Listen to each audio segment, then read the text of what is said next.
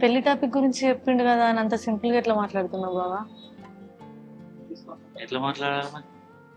అంటే 2 సార్లు మా వాళ్ళు మీ ఇంటికి వచ్చారు కదా. ఓహో, నీ కోపం అదా?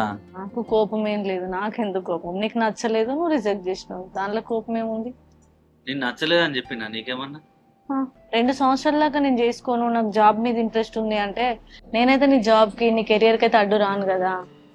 అంత సింపుల్ కాదు, పెళ్ళైనాక మళ్ళీ జాబ్ చేంజ్ చేయాలంటే ఎంత స్ట్రగుల్ అయితే తెలుసా. ఆల్రెడీ నా దోస్తుగాళ్ళం ఫుల్ మందిని చూస్తాను.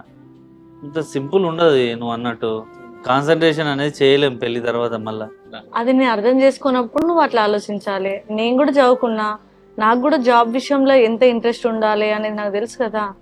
సరే, నువ్వు అప్పుడు జాబ్ కోసమే పక్క పెట్టినవచ్చు, పెళ్లి చేసుకున్నాకనైనా చేసుకునే ఆప్షన్ ఉందని నాకు ఒక్కసారైనా ఫోన్ ఎందుకు వేయలే? మరి ఇది విషయం అని చెప్పి మాట్లాడతా అని ఎప్పుడన్నా ఆలోచించినవా? నీ మెసేజ్ అయితే కూడా రిప్లై అయ్యవు, ఫోన్ చేస్తే బిజీ, లిఫ్ట్ చేయవు. ఎందుకు? నీకు ఇంట్రెస్ట్ లేదని నాకు అర్థమైంది. దీనికి అంతటికి కారణం కూడా నాకు తెలుసులే బావా.